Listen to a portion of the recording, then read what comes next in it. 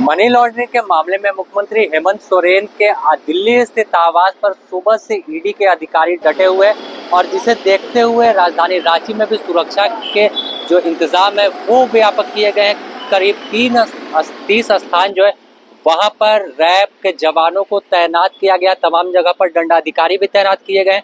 और अगर दूसरी ओर बात करें तो झामुमो के कार्यकर्ता भी रांची की सड़कों पर उतरे हुए हैं। और इसके अलावा अभी जो खबर निकल कर आई है कि जमशेदपुर इलाके में डिमना चौक के पास झामुमो कार्यकर्ताओं ने एनएच को जाम कर दिया और एनएच को जाम कर सड़क पर बैठ गए। तो सीधे तौर पर जो केंद्रीय एजेंसी और राज्य सरकार के बीच जो तकरार है वो बढ़ती जा रही है। सीधे तौर पर जो झामुमो है सत्ताधारी दल वो सड़क पर उतर गई है और जैसा तस्वीर आप देख रहे हैं कि तमाम झामुमो के कार्यकर्ता राजधानी रांची के पहले मोरहाबादी मैदान में इकट्ठा हुआ और उसके बाद पैदल मार्च करते हुए आक्रोश मार्च निकालकर राजभवन के पास जाकर बैठ गए।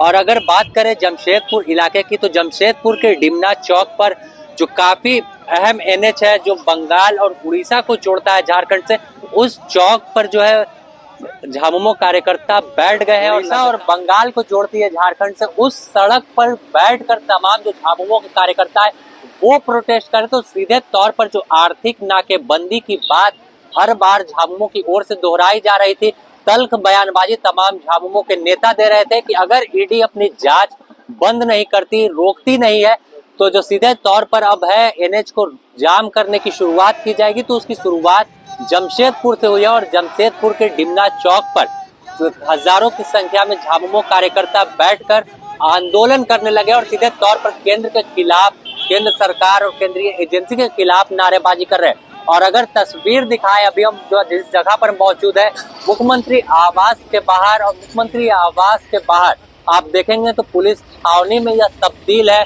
पूरे इलाके में जो तमाम झारखंड पुलिस के जवान है वो मौजूद है और जो सियासी हलचल है वो कहीं ना कहीं बढ़ने के आसार है। मुख्यमंत्री आवास में भले मुख्यमंत्री हेमंत सोरेन मौजूद नहीं है लेकिन सीएम आवास में हलचल जो है वो तेज है। लगातार कई विधायक और मंत्री सीएम आवास पहुंच रहे हैं। तो सीधे तौर पर जो यह 24 घंटा है काफी अहम झारखंड के लिए है।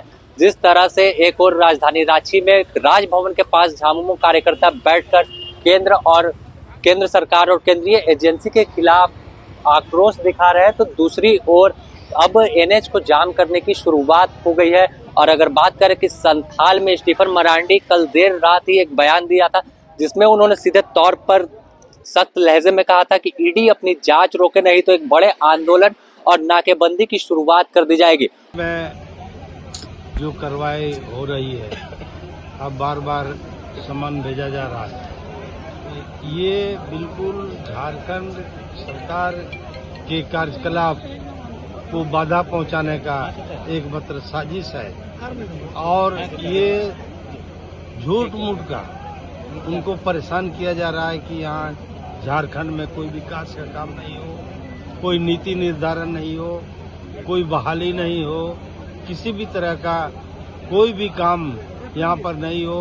जरा सा आगे बढ़ रहे हैं हेमंत सोरेन और एक नोटिस भेजा जाता है, उनसे परीक्षा भी हुआ है, पूछताछ भी हुआ है, इसके बाद भी उनका पूछताछ अभी तक शुरू नहीं हुआ है। इसलिए यहाँ झारखंड के लोग इस एक्शन से, इस कार्रवाई से बहुत आक्रोशित है और जगह जगह पर झारखंड के हर एक जिला लेवल पे बहुत तरह का आक्रोश व्यक्त किया जा रहा है। और इस तरह से अगर ईडी की कार्रवाई नहीं रुकी तो झारखंड मुक्ति मोर्चा और तरह का एक्शन लेगा। अब यहाँ की जनता लेगी, किसी निर्णय के अनुसार नहीं, कोई सेंट्रल कमेटी के डायरेक्शन पर नहीं, बल्कि स्फूर्त यहाँ पर कोई चीज हो सकता है, इसको केंद्र सरकार को समझना चाहिए। और इसकी वानगी भी लगातार देखने को मिल रही है। एक दिन पहले ही अगर बात कर ले कि जिस तरह से दुमका में तमाम झामुमो कार्यकर्ता सड़क पर उतरे और सड़क पर उतरकर तमाम दुकानों को बंद कराया था। और उसके बाद से ही अहले सुबह आज की बात कर ले तो मुख्यमंत्री हेमंत सोरेन के दिल्ली स्थित आवास पर ईडी के अधिकारी पहुंचे। हालांकि सीएम हेमंत सोरेन मुख्यमंत्री आवास दिल्ली में मौजूद नहीं है। सीएम हेमंत सोरेन कहाँ है इसकी तलाश ईडी के अधिकारी कर रहे हैं। लेकिन इस बीच जो तमाम राजनीतिक बयानबाजी है, राजनीतिक हलचल है वो बढ़ती जा रही है। इस बीच राज्यपाल झारखंड के जो है सीपी राधाकृष्णन, उन्होंने एक बयान दिया और सीधे तौर पर कहा कि कानून से ऊपर कोई नहीं है, जो भी होगा। और सीधे तौर पर उन्होंने सत्ताधारी दल झामुमो पर आरोप लगाया कि झामुमो जो है वो राज्य में टेंशन पैदा कर रही है। इसके बाद फिर झामुमो का बयान आता है कि राज्यपाल किसी राजनीतिक दल पर टिप्पणी नहीं कर सकते, उनका एक दायरा है। This is a guesswork what you are saying, but ED got its own duty to perform, and I personally feel party should not involved in this type of actions. Party should not be involved. This is creating unnecessary tension between the two political parties. That is not required. I will tell you one thing always. Nobody is above the law. We should not create a situation so that we can become bigger person than the law. That will not work out. Genuine people are opposing the ED actions in Jharkhand. Meanwhile, police are being deployed everywhere, even gate of the Raj Bhavan, in all the major buildings in Jharkhand. Is the state heading towards president rule?